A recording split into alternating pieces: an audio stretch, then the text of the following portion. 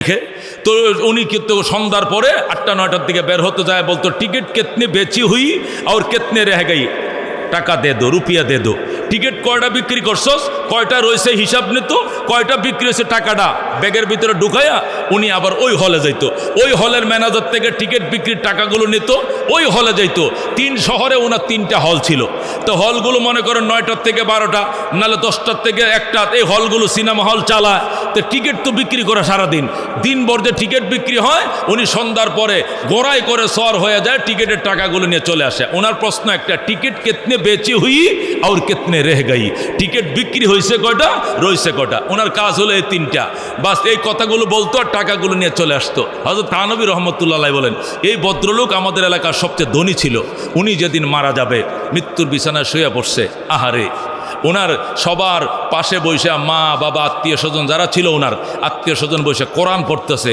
আর ওনার মুখ দিয়ে শুধু একটাই বের হচ্ছে যে টিকিট कितने बेची हुई और कितने रह गई टिकट कितनी बेची हुई और कितने रह गई অথচ মাদ্রাসা থেকে হাফেজে কোরআন আইনা চার কিনারে ঘেরাও দিয়া লাইছে শুধু সূরা ইয়াসিন পড়তেছে আর রহমান পড়তেছে কোরআনের খতম চলতেছে আর সবাই কাঁদতেছে আল্লাহ এর মুখ দিয়ে এই কথাটা ভুলাইয়া দাও এই কথাটা যেন আর বাইর না হয় কিন্তু তার মুখ দিয়ে কথা একটাই টিকিট कितने बेची हुई और कितने रह गई अल्लाह अकबर उनार छेलेरा परेशान हो गेছে हजरत थानबीर दरबारे आइসা ও আশরাফ আলী থানবী আপনার মতো বুজুর্গ মানুষ তো এই ইন্ডিয়ার মধ্যে দ্বিতীয় কেউ নাই আপনি একটু আমাদের বাড়িতে চলেন এমন দোয়া করেন যে দোয়ায় আমার বাপের এই কথাটা যেন ভুলে যায় কথাটা যেন ভুলে যায় হযরত থানবী রহমাতুল্লাহ আলাইহি বলেন তোমার বাবার কথা সত্য না নবীর কথা সত্য কো নবীর কথা সত্য কো নবীর কথা যদি সত্য হয় তাহলে তোমার বাবার এই কথা ভুলবে না কখনো কারণ নবী বলেছেন তামুতুনা কামা তাহইয়াউনা মরণ তোমার এমনি হবে জীবন তুমি যেমনে কাটাও জোরে বলেন আল্লাহু আকবার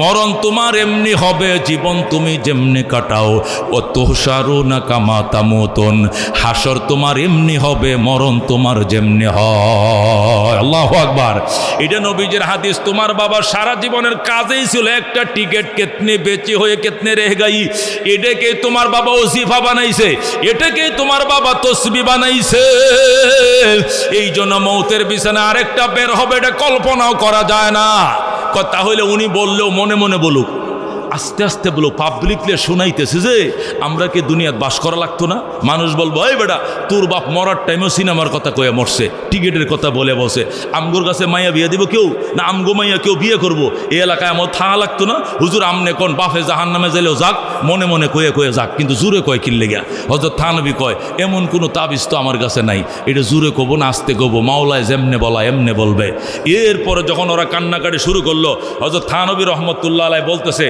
উনি মারা যাওয়ার পরে ওনার সম্পদের ওয়ারিসদার কারা কারা তারা 3 ভাই 3 বোন আসছে থানবী বললেন তোমরা তো সম্পদের ওয়ারিসদার ওনার আব্বা তোমার আব্বার জীবন থাকতে থাকতে এই 3টা হল 3টা মসজিদের নামে ওয়াকফ করে দাও তোমরা কি রাজি আছো তারা বলে রাজি আছি এখন মেস্তুরি লাগাও মেস্তুরি লাগাছে ভাঙ্গ হল ভাঙছে ভাঙ্গা টিন দিয়ে মসজিদ বানাও মসজিদ বানাইছে থানবী মুসল্লিদেরকে নিয়ে আজানের ব্যবস্থা করছে নামাজের ব্যবস্থা করছে 3 জায়গা আজান শুরু হয়ে গেছে সিনেমা বন্ধ জোরে বলেন আল্লাহু আকবার এরপর হযরত থানবী রহমাতুল্লাহ আলাইহি আল্লাহর দরবারে ফরিয়াদ শুরু করছে আল্লাহ তওবার জন্য 3টা শর্ত তোমার নবী বলছে 1 নম্বরে পাপের স্মৃতি মুছে দিতে হবে আমরা এর বাপের পাপের স্মৃতি মুছে দিয়েছি 2 নম্বরে তওবা করতে হবে লজ্জিত হতে হবে এর বাবা লজ্জিত এর সন্তানও লজ্জিত ওয়ারিসদাররা লজ্জিত জীবনে পাপ করবে না বলে সংকল্পবদ্ধ হতে হবে এই সিনেমার ব্যবসা তারা করবে না বলে আজকে সংকল্পবদ্ধ আল্লাহ 3টা কাজ তারা বাস্তবায়ন করেছে তুমি কবুল করো তা নবী বলে চোখের পানি ছেড়ে ডুকরানো শুরু করলাম পরে দেখি যে ওই তসবিহ বন্ধ হয়েছে টিকিট কয়টা বেচা হয়েছে আর কয়টা রয়েছে যেরকম আল্লাহু আকবার মেরে ভাই ও দুস্থ বুজুর্গ এই জন্য তুম শৌক সে কালেজ মে পড়ো ডক্টর ইকবাল বলতেন তুম শৌক সে কালেজ মে পড়ো ফার্ক মে ঝুলো জায়েজ কে গোবারো মে উড়ো চরখ মে চলো লেকিন এক সখন বন্দায়ে আজিজ সে রহে याद আল্লাহ নবী अपने हकीकत को न भूलो তুমি আগ্রহ নিয়ে ইউনিভার্সিটিতে পড়ো কলেজে পড়ো পাইলট হও সারাং হও ব্যারিস্টার হও কালেক্টর হও মাস্টার হও নিষেধ নাই তবে একটা জিনিস তোমার মনে রাখতেই হবে আল্লাহ নবী अपने हकीकत को न भूलो আল্লাহ এক জাত আছে রহমতুল লিল আলামিন নবী আছে, ওনাদের সত্তাদেরকে ভোলা যাবে না। নবীজির চাচা হযরতে আব্বাসকে ডাক দেখো, আব্বাস, চাচা আব্বাস আসো। ও নবীজির চাচা আব্বাস আসো। কই যাবেন? রাত্রে বেরিয়ে যাব, দেখি আমার বিরুদ্ধে কার কোনো অভিযোগ আছে কিনা। হযরত ওমর নবীর চাচা আব্বাসকে নিয়ে বের হয়ে গেছে, গভীর জঙ্গলে যায়, দেখে পাহাড়ের গুহার ভিতরে একটা ফ্যামিলির ঘরে বাতি জ্বলতেছে। ওমর কয়, এই ঘরের পিছন দিয়ে যাও, কোনো অভিযোগ আমার বিরুদ্ধে নিশ্চয় হচ্ছে, নাহলে রাত 2টা বাজে বাতি জ্বলে কেন? ওমর বলেন, আব্বাসরে নিয়ে গেলাম, যায়া বেড়ার পিছনে কান লাগাইলাম, কান লাগায় শুনি বাচ্চারা কাঁদতেছে। ওমর দরজা টান দিয়া কয়, দরজা খোলা, মহিলা বাচ্চা কান্দে কেন? মহিলা দরজা খুলছে, কয় বাচ্চা কান্দে, ঘরে বাত নাই। ঘরে বাত নাই মানে তোমাদের কামাই করেন না, কেউ নাই? কয় না, এর বাবাটা নবীর সাথে জাহাদ করে শহীদ হয়ে গেছে। আল্লাহু আকবার। কামাই করার কেউ নাই, আমি তার দাদা, ওই যে তার দাদি, আমরা বৃদ্ধা, আমরা কামাই করতে পারি না, এই জন্য বাচ্চার নাতিদেরকে ঠিক মতো খাওয়াইতে পারি না। ওমর কয়, তাহলে খলিফাতুল মুসলিমিনকে আপনাদের বাড়ি ঘরে আসে না? গরিব দুঃখীদের জন্য রেশন, বাতা, বোনাস টোনাস দেয় না? কয় না, উনি তো মদিনায়, উনি কি এই গ্রামাঞ্চলে আসবেন? উনি তো থাকবেন শহরে, মদিনায় থাকেন। ওমরের সাথে বলতেছে, আল্লাহু আকবার। ওমর চোখের পানি রাখতে পারে না, ডাক দেয়া কান্দে, কয়, মা, দরজাটা আটকা, আমি আসতেছি রে মা। হযরতে আব্বাসকে নিয়ে ওমর ছুটে গেলেন মদিনায়। যায় বেলালকে বলো, ও বেলাল, তুমি গোডাউনের চাবি কার কাছে? কয়, আমার কাছে। গোডাউন খোলো। গোডাউন খুলছে, কয়, আটার বস্তাটা পিঠে উঠায় দাও। এ মুসলমান, 80 কেজির আটার বস্তা ওমরের পিঠে। রসুলুল্লাহর চাচা আব্বাস কয়, আমার পিঠে দেন। আপনি অর্ধেক জাহানের বাদশা, আপনি কেমনে আটার বস্তা নিবেন? আমার কাঁধে দেন। ওমর ডাক দেয়া কয়, মানুষ কান্দে আমার অপরাধে, আর তুমি কেন আটার বস্তা বহন করবা? অপরাধীর পিঠে অপরাধীর বোঝা উঠায়া দাও। আমার অপরাধে বাচ্চা কান্দে, তুমি কেন আটার বস্তা বহন করবা? তুমি তেলের টিনডা লাও, লাকড়ির আঠি লাও। আব্বাস এক হাতে লাকড়ি নিছে, আরেক হাতে তেলের টিন নিছে, পরোটা বানায় খাওয়াবে। হযরতে ওমর ইবনুল খাত্তাব বস্তা মাথায় নিয়ে ওই বুড়ির ঘরের দুয়ারে নিয়ে ফেলছে। ফালানোর পরে বুড়ি দরজা খুলছে। ওমর ডাক দেখো, মা, এখান থেকে আটা বানাও, এই আটার থেকে খামির তৈরি করো। মহিলা খামির তৈরি করছে, রুটি বানাও। রুটিও বানাইছে। ওমর বাচ্চাদেরকে নিজের কোলে বসাইয়া রুটি খাওয়াইয়া হাসি ফুটাইয়া এরপরে বিদায় নিছে। আল্লাহু আকবার। মেরে বায় দোস্ত বুজুর্গ, ওমর ডাক দেয়া কয়, মা, আমারে ক্ষমা করে দিও মা, আমি সেই খলিফাতুল মুসলিমিন, আমিরুল মুমিনিন, আগামী মাস থেকে 1 তারিখ তোমার দরবারে 1 তারিখ সন্ধ্যাবেলা আটার বস্তা আমি নিজের কাঁধে করে আইনা দিয়া দিব। জোরে কোন আল্লাহু আকবার। এ বন্ধু, আল্লাহর হাবিব সাল্লাল্লাহু আলাইহি সাল্লাম এইভাবে সাহাবায়ে কেরামকে সাজাইছিলেন। মেরে ভাই দোস্ত বুজুর্গ, এই জন্য আল্লাহর কোরআনের অনুসরণ ছাড়া কোনো বিকল্প ব্যবস্থা নাই। হযরতে আবু বকর রাদিয়াল্লাহু তাআলা আনহু সাহাবায়ে কেরামকে নিয়ে আল্লাহর হাবিব সাল্লাল্লাহু আলাইহি সাল্লাম বসতেন। রাহমাতুল লিল আলামিনের উম্মত আল্লাহর হাবিব সাল্লাল্লাহু আলাইহি সাল্লাম সাহাবায়ে কেরামকে নিয়ে মশওয়ারা করতেছেন আর বলতেছেন, আজকে ইন্টারভিউ হবে। আচ্ছা বলো তো, আজকে অসুস্থকে দেখতে গিয়েছিলে কে? আবু বকর বলে, আমি। আল্লাহু আকবার। আজকে এতিমকে খানা খাওয়াইছো কে? আবু বকর বলে, আমি। আজকে জানাজায় শরীক হয়েছিল কে? আবু বকর বলে, আমি। আজকে নফল রোজা রেখেছো কে? আবু বকর বলে, আমি। যেরকম আল্লাহু আকবার। কটা? 4টে প্রশ্ন। আজকে অসুস্থকে দেখতে গিয়েছিলে কে? আবু বকর বলে, আমি গিয়েছিলাম। এটা তো আমি আসি। আজকে এতিমকে খানা খাওয়াইছো কে? আবু বকর বলে, আমি। আজকে জানাজায় শরীক হয়েছো কে? আবু বকর বলে, আমি। আজকে নফল রোজা রেখেছো কে? সিদ্দিক আকবর বলে, আমি। যেরকম আল্লাহু আকবার। আল্লাহর হাবিব বলেন, এই 4টি কাজ যারা করেছে, যে করেছে আল্লাহ তাকে জান্নাত দিয়ে দিছে। যেরকম সুবহানাল্লাহ। এই 4টি গুণ যার ভিতরে একত্রিত হয়েছে, আমি ঘোষণা দিলাম সে জান্নাতি, জান্নাতি, জান্নাতি। যেরকম আল্লাহু আকবার।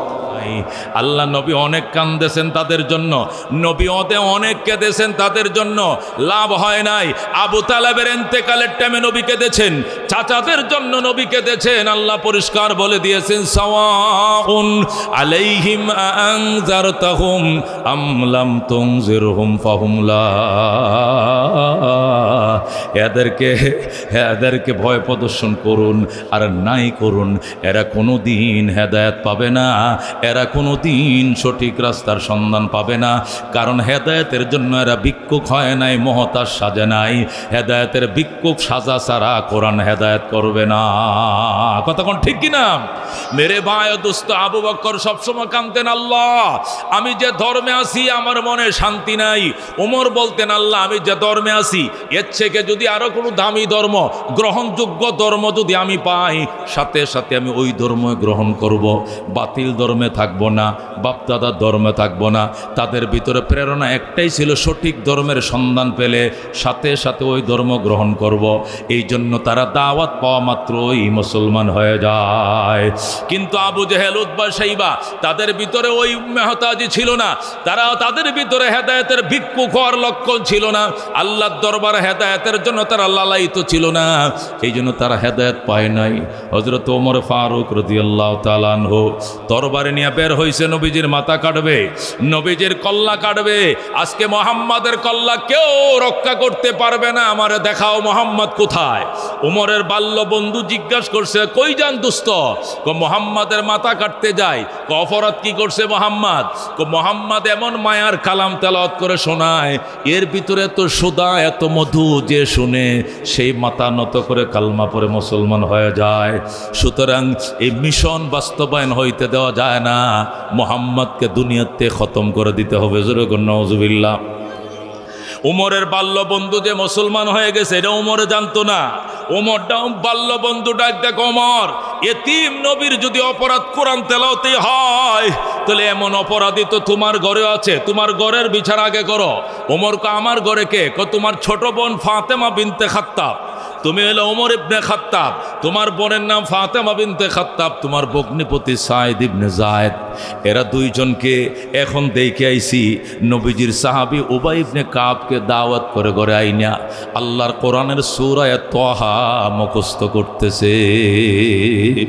আমি এখন শুনে আইছি জোরে জোরে পড়তেছে, বেড়ার বাহির থেকে শোনা যায়।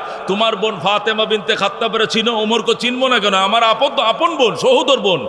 তোমার বোন ফাতেমা, তোমার ভগ্নিপতি সাইদ ইবনে যায়েদ, এরা দুইজনকে দেখে আসছি নবীজির সাহাবীকে দাওয়াত করে আইনা মুআল্লিম বানাইছে। মুআল্লিমের কাছে টিউশনি করতেছে, কোরআন শিখতেছে, তাহা সূরা তাহা থেকে পড়তেছে।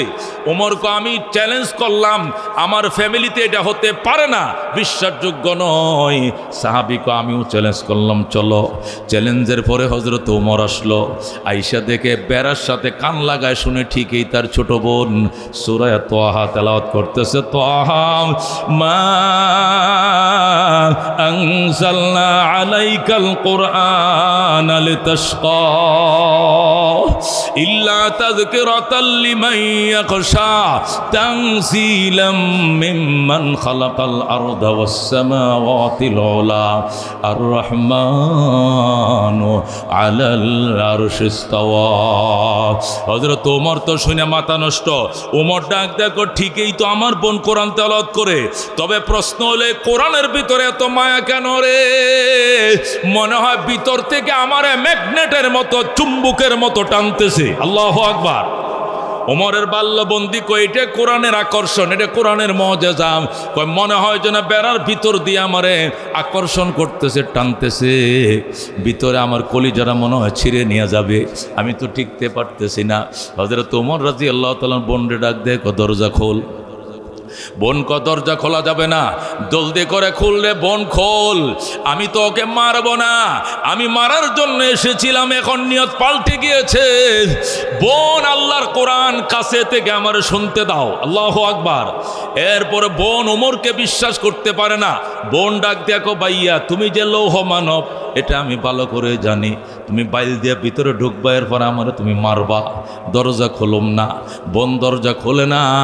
হযরত ওমর দরজা লাথি মেরে ভেঙ্গে ভিতরে ঢুইকা নিজের বোনরে ভগ্নিপতিরে মারতে মারতে অজ্ঞান করে ফেলেছে।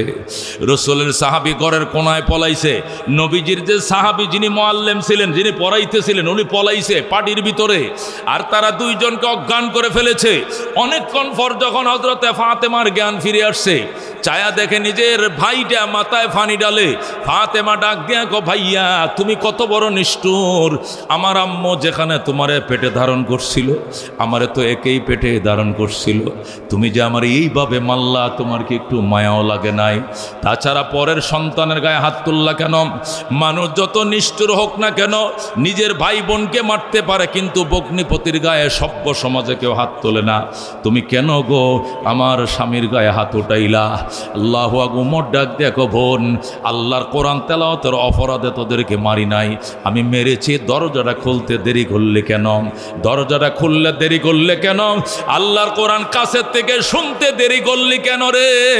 আমারে শোনাইতে দিলে, শুনতে দিলে না কেন? আল্লাহর কোরআন তুই আমার আরেকবার শোনা, আমি দেওয়ানা হয়ে গেছি, কোরআনের জন্য পাগল হয়ে গেছি। আল্লাহু আকবার। ফাতেমা লাফতে ওইটা নিজের মুখটা উমরের কানের সাথে লাগায়া সূরা তাহা আবার তেলাওয়াত শুরু করে দিয়েছে। হযরত উমর তেলাওয়াত শুনে আর সহ্য করতে পারে না, চোখের পানি দিয়ে বুক বাসায়, ডাক দেয়া কয় ফাতেমা আমারে কোরআন শিখা, আমাকেও এ মায়ার কালাম শিখা। ফাতেমা ডাক দেয়া কয় ভাইয়া দুটা কাজ করতে হবে, এক নম্বরে তোমাকে গোসল করতে হবে, দুই নম্বরে তোমাকে কালমা পড়তে হবে, এরপরে তোমাকে কোরআন শেখানো যাবে। ওমর কয় তাহলে গোসলের পানি দে। ফাতেমা গোসলের পানি দিছে, বোনের ঘরে ওমর গোসল করে ফেলেছে। আল্লাহু আকবার। এবার কালমা পড়াও। ফাতেমা ডাক দেখো ভাইয়া আজকে 3 দিন পর্যন্ত নবীজি আপনার জন্য এবং আবু জাহেল ইবনে হিশাম এই দুইজনের জন্য আমার নবী কাঁদতেছে। আল্লাহর হাবিব আজকে 3 দিন পর্যন্ত খাওয়া নাই নেওয়া নাই, শুধু একটাই দোয়া, আল্লাহ আবু জাহেল ইবনে হিশাম অথবা ওমর ইবনুল খাত্তাব এই দুইজনের যে কোনো একজনকে হেদায়েত দাও, আমি অসহায় নবীর হাতকে শক্তিশালী করো। আল্লাহ এই দুইজনের যে কোনো একজনকে হেদায়েত দাও। ওগো আমার ভাই, আল্লাহ নবীর দোয়া তোমার কপালে কবুল হয়ে গেছে। আল্লাহ তোমার দোয়া, তোমার কপালে নবীর দোয়া কবুল হয়ে গেছে। সুতরাং কালমা আমি পড়াবো না, আমি নবীজির দরবারে তোমাকে নিয়ে যাইব। চলো। হযরত ওমরের বোন ওমরকে নিয়ে নবীর দরবারে রওনা করলেন। ইতিমধ্যেই 39 জন মুসলমান হয়ে গেছে। কয়জন? ওমরের আগে আরো 39 জন মুসলমান হয়েছে। পুরুষ 39 জন, মহিলা 12 জন। এই 39 জন পুরুষ আল্লাহ নবীকে মানব ডাল হয়ে পাহারা দিতেছে, কারণ সবাই জানে ওমর তরবারি নিয়ে বের হয়েছে নবীর মাথা কাটার জন্য। এই জন্য তারা নবীকে মানব ডাল হয়ে একটা ঘরের ভিতরে, তারা এক ঘরের ভিতরে রয়েছে, আর দরজার মাঝে পাহারা বসাইছে হযরতে হামজা রাদিয়াল্লাহু তাআলা আনহুকে। হযরতে হামজা ছিলেন 39তম মুসলমান, আর ওমর হয়েছেন 40তম মুসলমান। জোরে কোন সুবহানাল্লাহ। হযরতে হামজা গেটে দাঁড়াইছে, দাঁড়ায় ডাক দেখ ওমর কোথায় যাও? কিফ কিফ মানে দাঁড়াও, এখানে দাঁড়াও। কই যাও? আমি নবীজির দরবারে যাই। কেন? আমি কালমা পড়তে যাই। না, খবরদার, আমরা শুনেছি তুমি নাকি নবীজির কল্লা কাটার জন্য বের হয়েছ। ওমর ডাক দেখো কল্লা কাটার জন্য বের হয়েছিলাম, কিন্তু নিয়ত পরিবর্তন করে ফেলেছি, আমি কল্লা কাটবো না রে, আমি কালমা নেওয়ার জন্য ঘুরতেছি। আমি কল্লা কাটবো না, আমি কালমা নেব। এরপরে হামজা ডাক দেখো এটা তোমার পলিসি, তোমারে ঢুকতে দেওয়া হবে না। ওমরের বোন ফাতেমা বলতেছে ঢুকতে দেন, আমার ভাই নবীর সাথে কোনো খারাপ আচরণ করবে না, ঢুকতে দেন। হামজা ক তরবারিটা রাখো। ওমর তরবারি রাখছে, রাখার পরে নবীর কাছে জিজ্ঞেস করে লই। আল্লাহর হাবিবের কাছে যায়, বলে ইয়া রাসূলুল্লাহ, যে লৌহ মানব তরবারি নিয়ে বের হয়েছিল আপনার মাথা কাটার জন্য, সে এখন কালমা পড়ার জন্য উদ্গ্রীব দাঁড়ায় রয়েছে, আপনার দরবারে আসার পারমিশন হবে নি? নবী কো আমারে দেখতে দাও। কই যে গেইটে দাঁড়ায় রইছে। নবী দূরের থেকে তাকায় বলে ওমরের কপালে ঈমানের নূর চমকাইতেছে, ওমরে ঢুকতে দে, ঢুকতে দে, বাধা দিস না। হযরত ওমরকে নবী যখন প্রবেশ করতে দিলেন, হযরত ওমর আল্লাহর হাবিবের কদমে পড়ে কালমা পড়ে মুসলমান হয়ে যায়। আল্লাহর হাবিব ডাক দেখ ওমর, আজকে 3 দিন পর্যন্ত তোমার জন্য আর আবু জাহেলের জন্য দোয়া করতেছি, আল্লাহ তোমার কপালে আমার দোয়া কবুল করে ফেলছে, আবু জাহেলের ভাগ্যে কবুল হয় নাই। আসো বাবা, আজকে 3 দিন পর্যন্ত খানা নাই, আমি 3 দিন খাই না, ঘুমাই না, গোসল নাই, তোমাকে নিয়ে খানা খাবো। ওমর ডাক দেখো ইয়া রাসূলুল্লাহ, যে তরবারি দিয়ে আপনার মাথা কাটতে এসেছিলাম ওই তরবারি দিয়ে ওই সমস্ত লোকের মাথা দেহ থেকে বিচ্ছিন্ন করে ফেলবো।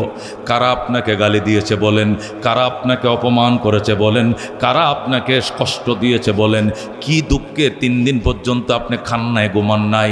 নবী বলেন, যারা আমাকে গালি দিয়েছে, যখন গালি দিয়েছে, যেখানে গালি দিয়েছে, আমি সেখানে তখনই তাদেরকে মাফ করে দিয়েছি। আমি প্রতিশোধ নিব না ওমর, প্রতিশোধ ইসলামে নাই। ইসলাম তরবারির জোরে আগায় নাই, ইসলাম আগিয়েছে আদর্শের জোরে। আল্লাহু আকবার। সুতরাং ওমর প্রতিশোধ নেওয়ার পারমিশন দিব না। আল্লাহর হাবিব সাল্লাল্লাহু আলাইহি ওয়াসাল্লাম পারমিশন দেয় না। ওমর কথা হলে আমি আল্লাহর ঘর তওয়াফ করে আসি, এরপরে খাওয়া দাওয়া হবে। কয় কেন? কয় আরবরা এখনো মক্কার কাফেরের অপেক্ষা করতেছে, আপনার কল্লা নিয়ে যাব। আমি তো কল্লা নিয়ে যাব না, আমি তো কলমা নিয়ে যাব। এই জন্য আমি বাইতুল্লাহর সামনে এলান করে আসি। আল্লাহু আকবার। হযরত ওমর ফারুক রাদিয়াল্লাহু তাআলা আনহু কুশার মাঝে তরবারিটা এইভাবে কুশার মাঝে রাখলেন, এইভাবে রাইকা তরবারিটা এইভাবে রইছে। আল্লাহর ঘর তওয়াফ করতেছে। লাব্বাইক আল্লাহুম্মা লাব্বাইক, লাব্বাইক লা শারীকা লাক লাব্বাইক, ইন্নাল হামদা ওয়ান নি'মাতা লাক ওয়াল মুলক লা শারীকা লাক। আল্লাহর ঘর তওয়াফ শুরু করে দিয়েছে ওমর। তওয়াফ শেষে বাইতুল্লাহর সামনে দাঁড়ায় বলতেছে, মক্কার মুনাফিকেরা, ও বেঈমানের বাচ্চারা, হযরত ওমরকে পাঠাইছিলা নবীজির কল্লা কাটার জন্য, শুইনা রাখো, আমি কল্লা আনি নাই, আমি কালমা নিয়ে ফিরেছি। আল্লাহু আকবার। আমি কালমা নিয়ে ফিরেছি। আজকের থেকে ইসলামকে ওপেন করে দিলাম। এতদিন মুসলমান গোপনে গোপনে থাকতো। যদি কাহারও সাহস লাগে মুসলমানের গায়ে হাত তুলতে, বউ থেকে বিদায় নিয়ে আইসো, তোমার বউ কিন্তু বিধবা হবে। আল্লাহু আকবার। বাচ্চার থেকে বিদায় নিয়ে এসো, বাচ্চা কিন্তু এতিম হওয়ার সম্ভাবনা আছে। মা বাবার থেকে বিদায় নিয়ে এসো, মা সন্তান হারা হওয়ার সম্ভাবনা আছে। এইভাবে হযরত ওমর যখন হুঙ্কার দেওয়া শুরু করলেন, মক্কার মাটি থরথর করে কাঁপা শুরু করছে। আবু জেহেল কয়, ব্যাপার কি? 12টা লাল ওটের লোভ দেখায় পাঠাইলাম, তাকে বিরোধী দলে এত টাকা খাওয়াইছে, সে কেমনে আমাদের দল ছেড়ে মোহাম্মদের দলে গেল? খোঁজ নিয়ে দেখো কি কারণে মোহাম্মদ মুসলমান হয়েছে। 7 দিন জন্য তারা তদন্ত কমিটি গঠন করছে। তদন্তের রিপোর্ট 4 দিক থেকে জমা হয়েছে। একই কথা, বনের মুখে আল্লাহর কোরআনের তেলাওয়াত শোনার পর ওমরের কলিজাটা মোমের মতো নরম হয়ে গেছে। আল্লাহু আকবার। একটাই শুধু রিপোর্ট, সবাই 4 দিক থেকে রিপোর্ট দিছে একটাই, সেটা হলো ওমর যখন তার বনের মুখে আল্লাহর কোরআনের তেলাওয়াত শুনছে, ওমর টিকতে পারে নাই, কলিজাটা মোমের মতো নরম হয়ে গেছে। আবু জেহেল কয়, আমি মানি না। আবু জেহেল বলে, এটা হইতে পারে না, আমি এটা নিজে তদন্ত করব। কোরআনের মধ্যে এমন কি আকর্ষণ আছে, এমন কি সুদা মধু আছে, বাপদাদার ধর্ম ছেড়ে দেয়, বিশেষ করে ওমরের মতো লৌহ মানব, এটা আমার বুঝে আসে না। তখন তার আবার নতুন করে কমিটি গঠন করলো। এই কমিটির আহ্বায়ক ছিল আবু জেহেল নিজে। এই তদন্ত কমিটির উপরে পাল্টা তদন্ত কমিটি। এই তদন্ত কমিটি রিপোর্ট দিবে 3 দিনের ভিতরে। আবু জেহেল এর আহ্বায়ক, সহকারী আহ্বায়ক হলো উতবা, সদস্য সচিব হলো সাইবা। তারা 3 জনে মিলে পাল্টা কমিটি গঠন করার পর তারা দেখবে আসলেই কোরআনের ভিতরে সুদা আছে কিনা পরীক্ষা করার জন্য আবু জেহেল রাতের অন্ধকারে আল্লাহ নবীর ঘরের বেড়ার পিছন দিয়া তারা দেখান লাগাইছে। আল্লাহু আকবার। খেজুর পাতার বেড়ার ফাঁকে ফাঁকে কূপ আছে, ছিদ্র আছে। নবীজি সূরা আর রহমান তেলাওয়াত করতেছে, ইয়াসিন তেলাওয়াত করতেছে, তাবারাকাল্লাযী তেলাওয়াত চলছে। আল্লাহর হাবিব রাত্রে 2 ভাগ শুধু তেলাওয়াত করতেন, 1 ভাগ ঘুমাইতেন। এই তেলাওয়াত শুনতে শুনতে আবু জেহেল, উতবা, সাইবা 3 জন যে বেড়ার সাথে কান লাগাইছে, ভিতর দিয়ে বেড়ার ভিতর দিয়ে এমন কোরআনে আকর্ষণ করতেছে আর কান সরাইতে পারে নাই। শেষ রাত পর্যন্ত তারা আল্লাহর কোরআনের তেলাওয়াত শুনছে। শুইনা যখন দেখছে নামাজের টাইম হয়েছে, মুসলমানরা হয়তো বা হেরেমে আসবে নামাজ পড়ার জন্য, এই জন্য তারা 3 জন পলাইছে। পলায় এক গুহার ভিতরে যায় বসছে। 3 জন বৈশে, কেমন লাগছে বস? উতবায় কয়, আমার জামা ভিজে গেছে চোখের পানিতে। আল্লাহু আকবার। সাইবা বলে, আমার চাদরটা ভিজে গেছে। আবু জেহেল বলে, আমার দাড়ি বা এখনো পানি পড়তেছে। আল্লাহু আকবার। হাইরে, আমার পরিস্থিতি ওমরের তেও বেহাল দশা হয়ে গেছিল। মন চাইছিল বেড়াটা লাথি মেরে ভেঙ্গে নবীর কদমে পড়ে কালমা পড়ে মুসলমান হয়ে যায়। আল্লাহু আকবার। মেরে ভাই ও দোস্ত বুজুর্গ, আবু জেহেল নিজে এই বাসায় এসে তদন্ত কমিটির প্রধান হইয়া আবার নিজেও সে তদন্ত করে পাইছে আল্লাহর কোরআনের বিরুদ্ধে মারাত্মক আকর্ষণ। আল্লাহ বলেন হুদাল্লিল মুত্তাকিন, এই কোরআন মুত্তাকিনদেরকে ডাইরেক্ট হেদায়েত করবে। জোরে কোন সুবহানাল্লাহ।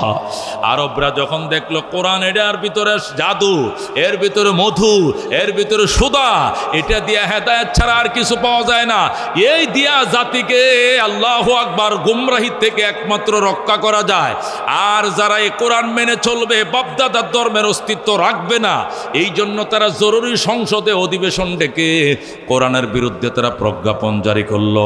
তারা জরুরি ভিত্তিতে রাত্রে সংসদ ডেকে, আবু জেহেল হলো সংসদের স্পিকার, তারা রাত্রে বিল পাশ করলো আর বলল আজকে থেকে কোরআন তেলাওয়াত করতে দেওয়া হবে না। মুসলমানরা যদি ওপেন কোথাও তেলাওয়াত করে সেখানে ডিস্টার্ব করতে হবে, ব্যাঘাত তৈরি করতে হবে, নতুবা বাপদাদার ধর্ম ঠিকানো যাবে না। আল্লাহু আকবার। তারা প্রজ্ঞাপন জারি করে দিল। তারা যখন প্রজ্ঞাপন জারি করলো, আল্লাহ রাব্বুল আলামিন ওহির মাধ্যমে নবীকে জানায় দিলেন ওয়াকালাল্লাযীনা কাফারু লা তাসমাউ লিহাযাল কুরআন ওয়ালগাউ ফীহি লাআল্লাকুম তাগলিবুন। আল্লাহু আকবার। আল্লাহ রাব্বুল আলামিন বলেন ওয়াকালাল্লাযীনা কাফারু, কাফেররা সিদ্ধান্ত পৌঁছে গেল, তারা প্রজ্ঞাপন জারি করে ফেললো আর বলল লা তাসমাউ লিহাযাল কুরআন, ও মক্কার বাসিন্দারা এই কোরআন শোনো না, এই কোরআন শ্রবণ করবা না, ওয়ালগাউ ফীহি, বরং কোরআনের ভিতরে ডিস্টার্ব করবা, ব্যাঘাত তৈরি করবা, হইচই খেল তামাশা শুরু করে দিবা, লাআল্লাকুম তাগলিবুন, তাহলেই মাত্র বাপদাদার ধর্মের বিজয় ধরে রাখতে পারবা, নতুবা বাপদাদার ধর্ম টিকে রাখা যাবে না। যখন তারা প্রজ্ঞাপন জারি করে ফেলল, কাফেরদের ভয়ে মুসলমানরা পর্যন্ত নিস্তব্ধ হয়ে গেল। আল্লাহ রাব্বুল আলামিন তাদের প্রজ্ঞাপনের বিরুদ্ধে পাল্টা প্রজ্ঞাপন জারি করে দিলেন। আল্লাহু আকবার। আল্লাহ তাআলা বললেন বন্ধু, এই নিয়ে ভয়ের কোনো কারণ নাই, তারা যতই প্রজ্ঞাপন জারি করো কোরআন শোনা যাবে না, কোরআন শোনানো যাবে না। আমি আল্লাহ পাল্টা কর্মসূচি দিলাম, ওয়াইদা কুরিআল কুরআন ফাসতামিউ লাহু ওয়া আনসিতু লাআল্লাকুম তুরহামুন। বলেন আল্লাহু আকবার। আল্লাহ তাআলা পাল্টা প্রজ্ঞাপন জারি করে বললেন আল্লাহর কোরআন তেলাওয়াত যেখানেই হবে সেখানে যাইবা, কান লাগায় শুনবা, নীরব থাকবা, তুমি পড়বা না, অন্যেরা পড়তেছে শুনবা, নামাজে ইমাম সাহেব হুজুর পড়তেছে তুমি নীরবে শুনবা, তুমি পড়িও না, ইমাম সাহেব পড়তেছে শুনবা, ওয়াজের মধ্যে পড়তেছে শুনবা, তারাবির মধ্যে পড়তেছে শুনবা, তুমি পড়বা না। ও আনসিতু, এবং নিস্তব্ধ থাকবা, নীরব থাকবা, শুনবা, এটা বললে যথেষ্ট ছিল। তারপরে কেউ ব্যাখ্যা করতে পারবে যে শোনা যদি না যায় তাহলে তো আমি পড়তে পারবো, যেরকম জোহরের আসরে আল্লাহ কয় ওয়ানসিতু, এই শব্দটা অতিরিক্ত নাজিল করে বলছে যে না, নীরব থাকবা, শুনবা তো শুনবা, শোনা যদি নাও যায় তবু নীরব থাকবা, তুমি নিজে পড়বা না। যেরকম আল্লাহু আকবার।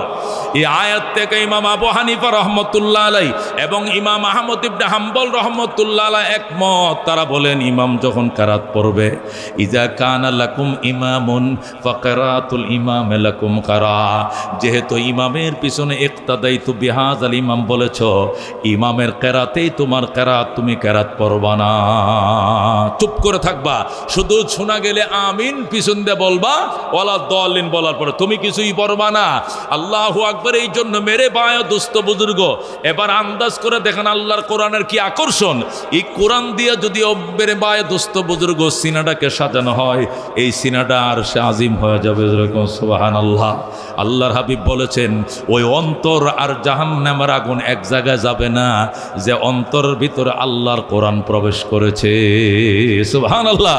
নবী বলেন ওই সিনার উপরে জাহান্নামের আগুন হারাম, যে সিনার ভিতরে আল্লাহর কোরআন ঢুকেছে। আল্লাহু আকবার। এই কোরআন যেখানেই লেগেছে দামি বানাইছে। কোরআন নাজিল হয়েছে মক্কা, মক্কা দামি হয়ে গেছে। কোরআন নাজিল কমপ্লিট হয়েছে মদিনা, মদিনা দামি হয়েছে। কোরআন নাজিল হয়েছে নবীর উপরে, নবী সমস্ত নবীর উপরে দামি নবী হয়ে গেছে। কোরআন নাজিল হয়েছে রমজান মাসে, রমজান মাস সমস্ত মাসের উপরে দামি হয়ে গেছে। কোরআন নাজিল হয়েছে লাইলাতুল কদরে, লাইলাতুল কদর সমস্ত রাত্রের মধ্যে দামি হয়ে গেছে। কতক্ষণ ঠিক কিনা? কোরআন শিখছে হাফেজ, হাফেজ দামি হয়ে গেছে। কোরআন শিখছে আলেম, আলেম দামি হয়ে গেছে। কোরআন লেখছে যে কাগজে, কাগজ দামি হয়ে গেছে। কোরআন রাখছে যে রেহালে, রেহাল দামি হয়ে গেছে। কথা কোন ঠিক কিনা? মেরে ভাই ও দোস্ত বুজুর্গ, এই কোরআন দিয়ে যে সমাজ গড়েছে এই সমাজটা দামি হয়ে গেছে। কথা কোন ঠিক কিনা? হযরত ওমর রাদিয়াল্লাহু তাআলা আনহু এই কোরআন দিয়ে সমাজ গড়েছিলেন। হযরত ওমরের এলাকার এরিয়া কত ছিল?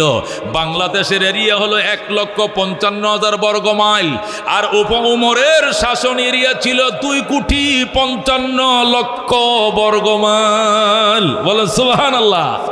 বাংলাদেশ 1,55,000 বর্গ মাইল, আর উমরের শাসন এরিয়া ছিল 2,55,00,000 বর্গ মাইল, মানে অর্ধেকটা পৃথিবী। জোরে বলেন আল্লাহু আকবার।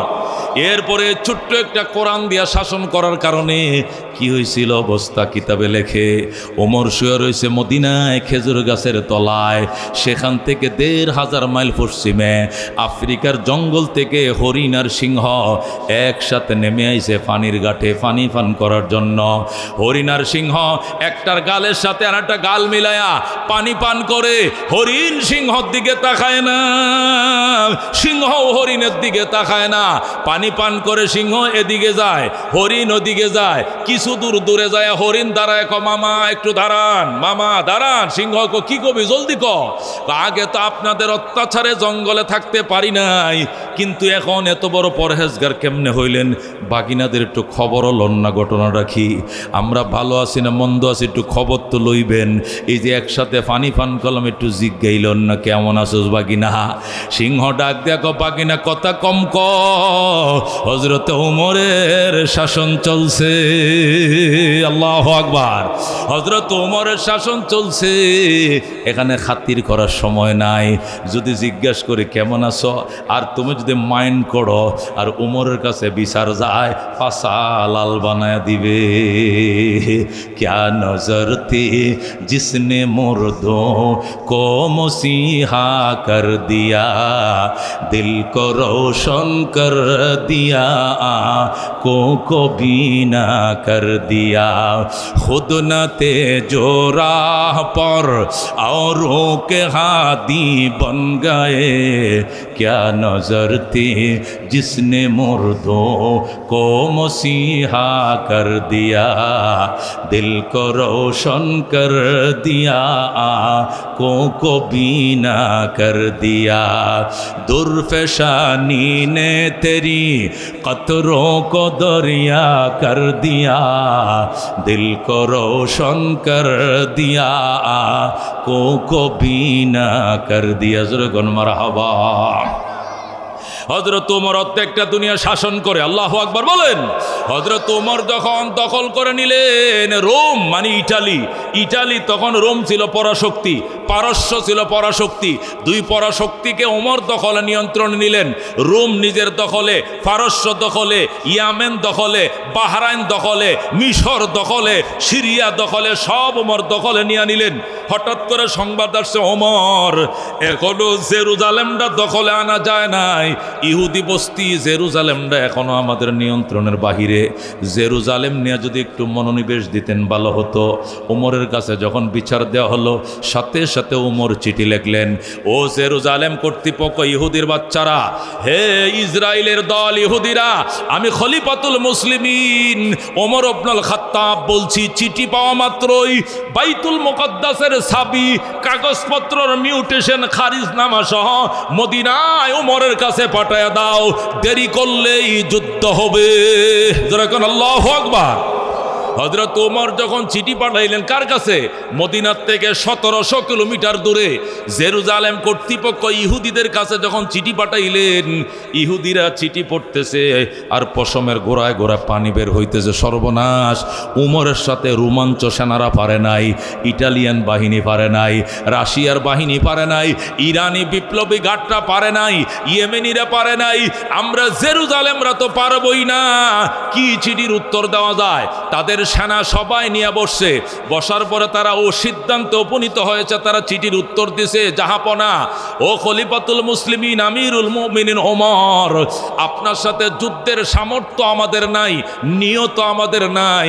আমরা পরিষ্কার বলে দিয়েছি আপনার সাথে আমরা যুদ্ধে জড়াবো না। আমরা জেরুজালেমের চাবি কাগজপত্র সব রেডি করে রাখছি। আপনি দয়া করে একটু মদিনার থেকে আমগো দেশে ভিজিট করতে আসেন, জেরুজালেম ঘুরে যান, বেড়ায় যান, নিরস্ত্র হয়ে আসবেন, বেড়ায় যাবেন।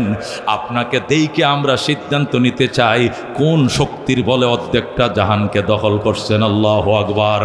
আপনার শক্তির উৎসটা কোথায়? আপনি কি টাকা দিয়ে দেশ কিনছেন, নাকি অর্থ দিয়ে কিনছেন, নাকি সোলজার দিয়ে সৈন্য দিয়ে দেশ দখল করছেন, নাকি আপনার কাছে ব্যতিক্রম ধর্মী কোনো আদর্শ আছে? আমরা দেখতে চাই। ওমর, আপনি জেরুজালেম বেড়ায় যান, আপনি ভিজিট করে যান জেরুজালেম। এখানে আসতে দেরি হবে, বাইতুল্লাহ চাবি কাঠি কাগজপত্র আপনাকে বুঝায় দিতে দেরি করব না। আল্লাহু আকবার।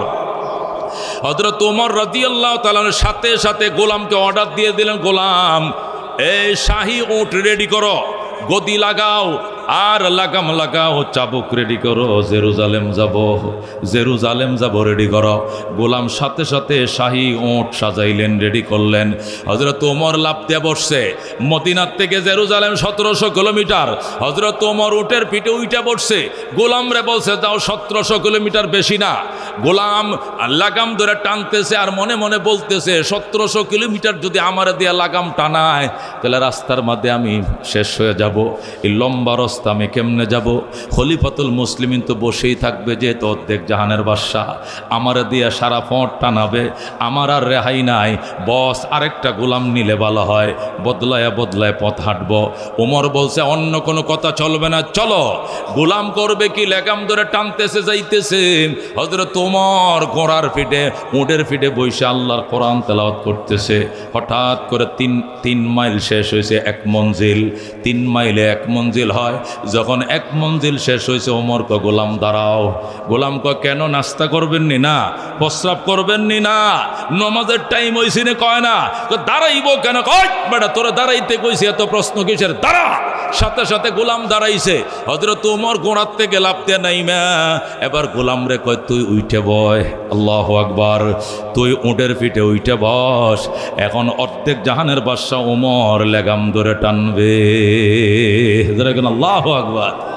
মনের মাঝে শুধু এই বেদনা, আসবে কবে সেই সূর্য সেনা, যারা করবে জারি কোরআনে যে দরায়, যারা করবে জারি কোরআনে যে দরায়, যাদের অভাবে আজ এই হতাশা পূরণ করিবে যারা, জাতির আশা তাদেরই পথ চেয়ে আসবে বিজয়, করবে জারি কোরআনে যে দরায়, যারা করবে জারি কোরআনে যে দরায়। জোরেগণ মারহাবা। মেরে বায় দোস্ত বুজুর্গ, হযরত ওমর বললেন, গোলাম তুই উঠে বয়, এখন আমি লাগাম ধরে টানবো। গোলাম উঠতে রাজি না। ওমর কত তরবারি দেখছো, এক কোবে কাল্লা কাইটালাম বেটা, কথা না শুনলে সদর। গোলাম উইটা বসছে। এবার ওমর রশি ধরে টানে। গোলাম উটের ফিটের উপর উইটা দোয়া ইউনুস পড়ে, লা ইলাহা ইল্লা আনতা সুবহানাকা ইন্নী কুনতু মিনাজ জালিমিন, লা ইলাহা ইল্লা আনতা সুবহানাকা। ওমর কত দোয়া ইউনুস ফরজ কি লিগা? তুই সুবহানাল্লাহ আলহামদুলিল্লাহ ওই সরমানের জিকির হেডি না করবি বেটা, তুই দোয়া ইউনুস পড়তে ইউনুস সরকার আইছে, এই ইউনুস সরকার আইছে কয় না, তো তুই দোয়া ইউনুস ফরজ কা? সামনে মুসিবত আছে। কয় কি মুসিবত? ঠাডা পড়বো, নয়তো আসমান ভাঙ্গে পড়বো মাথায়।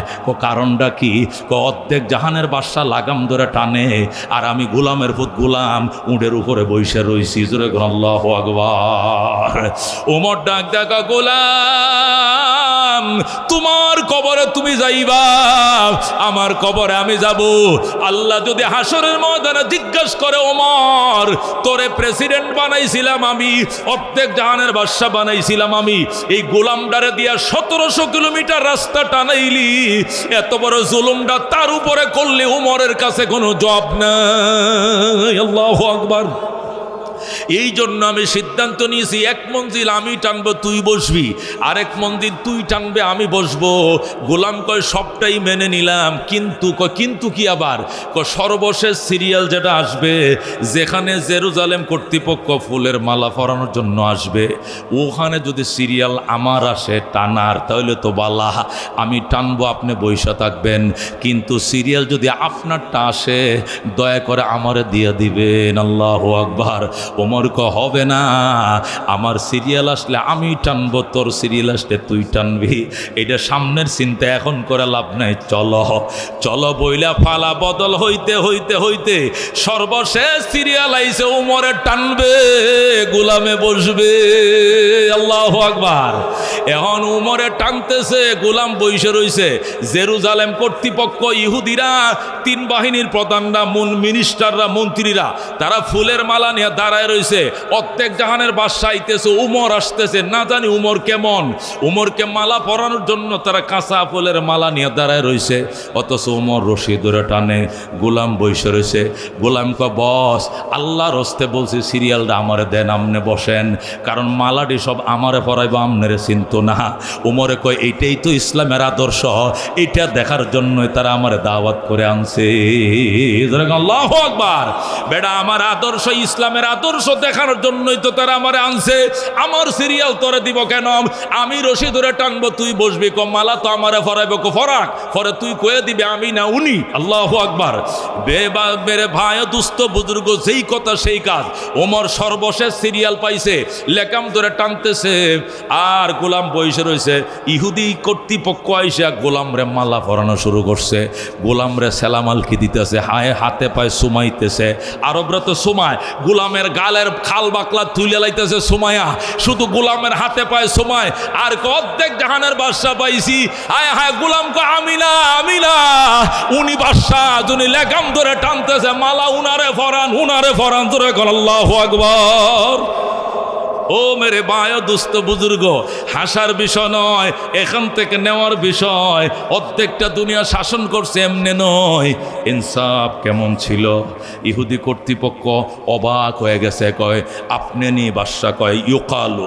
ওমর কয় ইউকালু, লোকেরা তো বলে, মানে এটা বলে না, হ্যাঁ আমি অর্ধেক জাহানের বাদশা। বলছে আপনি আনতা মালিকুদ দুনিয়া, আপনি কি জগতের বাদশা? ওমর কয় ইউকালু, লোকেরা তো বলে, আমি বলি না, আমি তো আল্লাহর গোলাম। জোরে কোন আল্লাহু আকবার।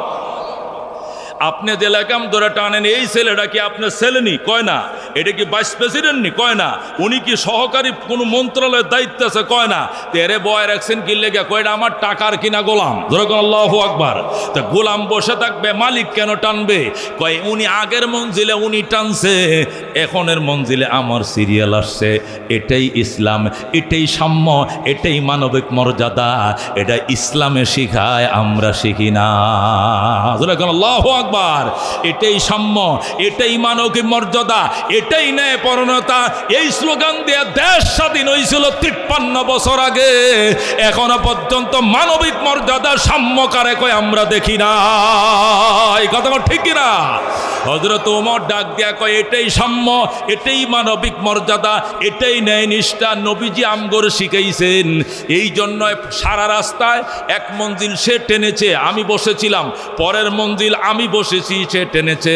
সিরিয়াল ঘুরতে ঘুরতে লাস্টের সিরিয়াল আইছে আমার টানা, তার বসা। এখন ওরা কয় তাহলে তো এখানে সিরিয়ালটা তো চেঞ্জ করতে পারতেন, অন্তত এখানে তো আপনি বসেতেই গেল্লাগামটা তারা দিতে পারতেন। কয় এত বড় জুলুম উমরের দ্বারা সম্ভব নয়। জোরে কোন আল্লাহু আকবার। দুনিয়ায়ে সাদাকত মে তেরে নাম রহেগা, সিদ্দিক তেরে নাম সে ইসলাম रहेगा, दुनियाए अदालत में तेरे नाम रहेगा, फारूक तेरे नाम से इस्लाम रहेगा। ज़ुरगन मरहबा।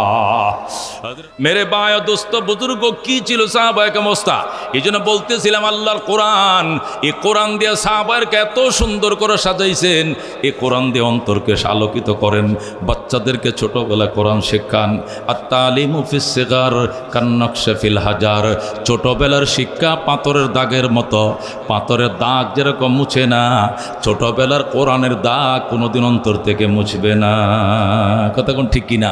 আজ থেকে 50 বছর আগে আমরা যখন নুরানি মক্তবে পড়তাম, একদিনে দোয়ায়ে মাসুরা শিখছি, একদিনে আত্মায়াতু শিখছি, আর একদিনে দুরূদ শরীফ শিখছি, একদিনে নাস শিখছি, একদিনে ফালাক, একদিনে আলামতারা, একদিনে কাউসার, এক এক দিনে এক এক দোয়া শিখছি আজ থেকে 50 বছর আগে। আজ 50 বছর পার হয়েছে, এখনও আয়নার মতো পরিষ্কার। কতক্ষণ ঠিক কিনা? কেন? ওটা ছোটবেলার কচি বয়সের শিক্ষা। আর তালিমু ফিস সিগার কান্নাকশা ফিল হাজার। ছোটবেলার শিক্ষা পাথরের দাগ, মসজিদে কাতারের দাগ দে, পাথরের মাঝে খোদাই করা দাগ। মসজিদ যতদিন আছে, টাইলস যতদিন আছে, দাগ ততদিন আছে। পাথরের দাগ যেরকম মুছে না, ছোটবেলা কোরআনের শিক্ষার দাগ কোনোদিন মুছে না। কতক্ষণ ঠিক কিনা? আল্লাহর হাবিব বলেন, মান কানা আউয়ালু কালামিহি লা ইলাহা ইল্লাল্লাহ ওয়া আখিরু কালামিহি লা ইলাহা ইল্লাল্লাহ ফাদাখালাল জান্নাহ। যে ব্যক্তির প্রথম কথা হবে লা ইলাহা ইল্লাল্লাহ, আর বিদায় বেলা আরেকবার কথা হবে লা ইলাহা ইল্লাল্লাহ, মাঝখানে যদি 70 বছর 80 বছর জীবন লাভ করে সে জান্নাতে যাবে। সুবহানাল্লাহ। বাচ্চা যত যেদিন শিখবে কলম ও কলম, দয়কার দা দয়কার দা দাদা, নয়কার না নয়কার না না না, আক্ষরিক জ্ঞান যেদিন সন্তান শিখবে, ওই দিন কলিজা ছিদ্র করে ঢোকা আশহাদু আল্লাহ ইলাহা ইল্লাল্লাহু ওয়া আশহাদু আন্না মুহাম্মাদান আবদুহু ওয়া রাসূলুহু, ওই দিন যদি শাহাদাতের কালিমা শিখাও, এটা মৌতের বিছানায় 80 বছর পরেও মনে আইসা যাবে, মুখ দিয়ে বের হয়ে যাবে। কথা কোন ঠিক কিনা?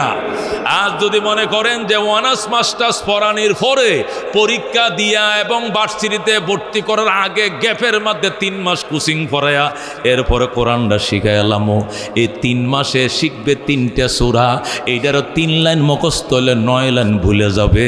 কারণ বাত্তি হয়ে গেছে, এখন আর মনের ভিতরে দাগ পড়বে না।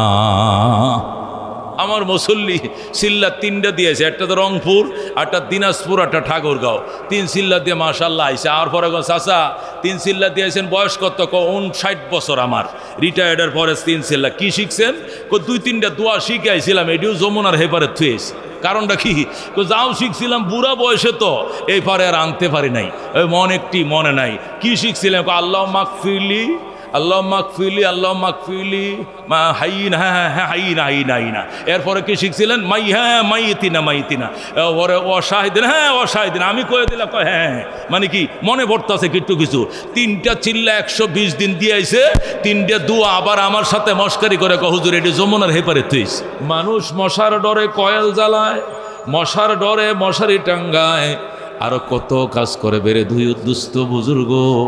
মানুষ শারীরিকভাবে অত্যন্ত দুর্বল, বিশেষ করে আখির জামানার মানুষ আরও দুর্বল, ঠিক কিনা? আগের জামানার মানুষ 2200-2300 বছর হলে সাবালেক হতো, 2500-2600 বছর বয়স হলে বিয়ে করত। আর আমাদের হায়াত 60 এবং 70-এর ভিতরেই ফুরিয়ে যাবে, ঠিক কিনা?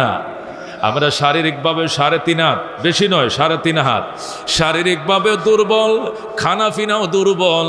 আগের দিনের বনি ইসরায়েল কওমে আদ এবং কওমে সামুদরা একটা উট দিয়া নাস্তা করত, একটা দুম্বা দিয়া নাস্তা করত। একটা দুম্বার গোশত একজনের নাস্তার জন্য যথেষ্ট হতো, 2 জন এখানে শরিক হতে পারত না। আর আমরা এখন 1 কেজি ফুলটি ফার্মের মুরগি কিনে ফ্যামিলির 8 জনে খাই। আবার বেগমরে বলে দে সকালের জন্য একটু তরকারি রাইখে দিও, ঠিক কিনা? 1 কেজি মুরগি আনছি 220 টাকা দেয়া, আবার বলছে এটাতে রাত্রেও যেন হয় সকালেও যেন হয়, আগামী বিকাল ছাড়া আমি অফিস থেকে আর বাজার করতে পারবো না। তাহলে 1 কেজি মুরগি দিয়ে 6 জনে রাত্রেও খাইলাম দিনেও খাইলাম, এ হলো আমাদের খাওয়ার পরিস্থিতি। আমাদের লম্বা কত? আমরা 3.5 হাত, অথচ কওমে আদ কওমে সমুদ্রা বড় বড় সাগরগুলো নদীগুলো পাড়ি দিত, হাঁটু জল হতো, হাঁটু জল হতো, নীল নদ পাড়ি দিত বনি ইসরাইল। আল্লাহু আকবার। অনেক সম্প্রদায় এমন ছিল নীল নদ পাড়ি দিত, হাঁটুর কাপড় উঠান লাগতো না, পানি হাঁটুর নিচেই পড়ে থাকতো। সুবহানাল্লাহ। হযরত নূহ আলাইহিস সালামের কাছে এক উম্মত আইসা অভিযোগ করে, নবী, আল্লাহর নবী, গো আপনার কাছে একটা অভিযোগ। কি অভিযোগ? আমার বাচ্চাগুলো হয় আর অকালে মারা যায়, হয় আর অকালে মারা যায়। আল্লাহর নবী বললে, আহারে, আমার উম্মতের বাচ্চা হয় আর মারা যায়। কতদিন পরে পরে তোমার বাচ্চাগুলো মারা গেছে? কয়জন মারা গেছে? 3জন বাচ্চা আমার মারা গেছে। অকালে হয় আর মরে যায়, হয় আর মরে যায়। বলো কি তুমি? 3টা বাচ্চা মারা গেছে। বড়টা কতদিন পরে মারা গেছে? কয়টা? মাত্র 2300 বছর বাঁচছিল। কয়শো বছর? 2300 বছর পরে মারা গেছে। এরপরে ছেলেটাকে বিয়েও করানোর সময়টা পাইলাম না। এরপরেরটা 2100 বছর মারা গেছে। আর ছোটটা মাত্র 1500 বছর হায়াত পাইছিল। এরপরে আমার ভূতে মারা গেছে, বিয়ে শাদিও করাইতে পারলাম না। আল্লাহ নবী দোয়া করে, আল্লাহ আমার এই উম্মত রে, বাচ্চারা যাতে বেশি দিন বাঁচে, আল্লাহ দীর্ঘ হায়াত দাও। আর সামনে যেন এমন আর না হয়, সামনের বাচ্চাগুলো যেন দীর্ঘ হায়াত পায়। 2300 বছর মারা গেছে, বয়স পায়, এরপরেও নবীর কাছে দোয়া চায় আমার বাচ্চারা যেন অকালে না মারা যায়। মেরে ভাই ও দুস্থ বুজুর্গ, এখন বুঝেন তাদের হায়াতের অবস্থা কি ছিল। আর আমরা হায়াত, আমার উম্মতি মা বাইনা সিত্তিনা ও সাবঈন, আমার উম্মতি মা বাইনা সিত্তিনা ও সাবঈন। রাহমাতুল লিল আলামিন বলেন, আমার অধিকাংশ উম্মতের হায়াত 60 এবং 70-এর মাঝে ফুরিয়ে যাবে। সুবহানাল্লাহ। আমার অধিকাংশ উম্মত কত হায়াতের মাঝে দুনিয়াতে বিদায় নিবে? 60-70-এর ভিতরেই। আল্লাহ নবী নিজেই পাইছেন 63। কত? নবী নিজেই পাইছেন 63। তার বড় সাহাবী হযরত আবু বকর পাইছেন 63। তার আরেক ঘনিষ্ঠ সাহাবী হযরত ওমর, তিনিও পাইছেন 63। ওসমান পাইছেন আরো কম, আলী পাইছেন আরো কম, দৌহিত্র হাসান হোসেন পাইছেন আরো কম। বোঝা গেল উম্মত 70 পারি দেবে এমন উম্মতের সংখ্যা বড় কম। কতক্ষণ ঠিক কিনা? এরপরে আমরা রাহমাতুল লিল আলামিন সাল্লাল্লাহু আলাইহি সাল্লামের উম্মত। আমাদের কিতাব গ্রন্থ আল কোরআন, আমাদের নবীর নাম রাহমাতুল লিল আলামিন। আল্লাহ রাব্বুল আলামিন কোরআনের অনুসারী বানানোর কারণে, রাহমাতুল লিল আলামিনের উম্মত বানানোর কারণে হায়াত কম হলেও মর্যাদা বেশি। সুবহানাল্লাহ। হযরতে জাকারিয়া আলাইহিস সালাম, হযরতে হাসকিল আলাইহিস সালাম, হযরতে শামবিল আলাইহিস সালাম, হযরতে ইয়াহইয়া আলাইহিস সালাম, কয়জন? 4 জন। রাহমাতুল লিল আলামিন সাল্লাল্লাহু আলাইহি সাল্লাম ইরশাদ করেন, আমার কাছে জিবরাইল আলাইহিস সালাম এসে একটা অবাক হওয়ার মতো সংবাদ শোনাইলেন। আমি হতভম্ব হয়ে গেলাম, অবাক হয়ে গেলাম। সাহাবায়ে কেরাম বলেন, হুজুর অবাক করা সংবাদটা কি ছিল? সংবাদটা ছিল জিবরাইল এসে বলতেছে, ইয়া রাসূলুল্লাহ, হযরতে জাকারিয়া আলাইহিস সালাম, হযরতে ইয়াহইয়া আলাইহিস সালাম, হযরতে হাসকিল আলাইহিস সালাম এবং হযরতে শামবিল আলাইহিস সালাম, এই 4 জন আল্লাহর নবী আল্লাহর সান্নিধ্য অর্জন করার জন্য তারা হায়াত থেকে 80 বছর আলাদা করে ফেলছিল। কত বছর? 80 বছর। হায়াত থেকে তারা 80 বছর আলাদা করে ফেলছে। ওই 80 বছরে তারা কোনোদিন কি করবে না? ফ্যামিলির বাজার করার জন্য দোকানপাটে যাবে না, এরা হাল চাষ করবে না, ব্যবসা বাণিজ্য করবে না, চাকরির হাজিরা দিবে না। এই 80 বছর তারা জঙ্গলে থাকবে, জঙ্গলের পাতা লতার রস খাবে, আর তারা মাছ গোস্ত খাবে না, বউ বাচ্চা তো সাক্ষাৎ করবে না। 80 বছর আল্লাহ তাআলার বিশেষ সান্নিধ্যে তারা কাটাবে। কয় বছর? 80 বছর। এই 80 বছর মূল হায়াত থেকে তারা আলাদা করে ফেলেছে। আল্লাহর হাবিব এটা শুনে হতভম্ব হয়ে গেলেন। নবী বললেন, আল্লাহ আমার উম্মত তো 80 বছর বাঁচবেই না। আমার উম্মত তো মূল হায়াতেই 60-70, 80 বছর তো আমার উম্মত অধিকাংশ উম্মত বাঁচবেই না। তাহলে তাদেরকে কত হায়াত দিয়েছেন আপনি?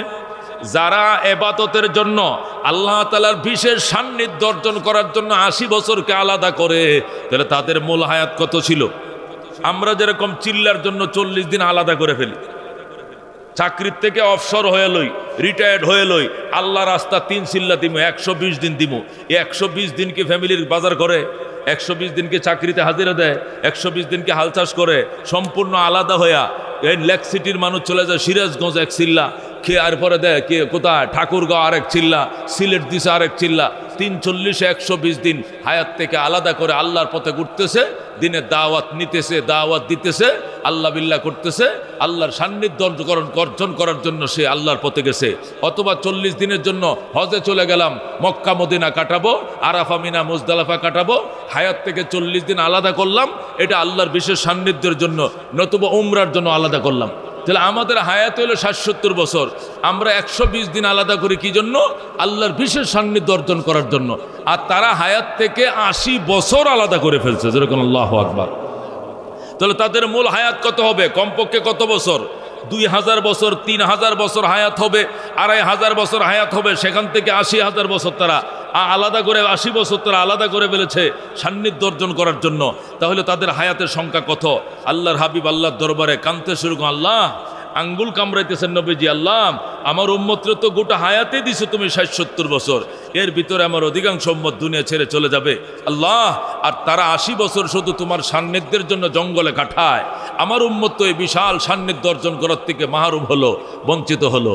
আল্লাহ রাব্বুল আলামিন সাথে সাথে হযরত জিবরাইল আলাইহিস সালাতু ওয়াস সালামকে পাঠাইলেন, জিবরাইল আমার বন্ধুর কাছে যাও, যায় আমার বন্ধুকে সুসংবাদ শোনাও। ও আমার রাহমাতুল্লিল আলামিন আল্লাহর বন্ধু, আল্লাহর পক্ষ থেকে আপনি সুসংবাদ গ্রহণ করেন, আপনার উম্মতের জন্য প্রতি বছর এমন একটা রাত্রির বরাদ্দ দেওয়া হয়েছে, এটা জীবনে একবার নয়, প্রতি বছর একবার, প্রত্যেকটা বছর ঘুরে ঘুরে এমন একটা রাত আপনার উম্মতের সামনে দিয়ে যাবে, এমন একটা রাত আপনার উম্মতের জন্য বরাদ্দ থাকবে।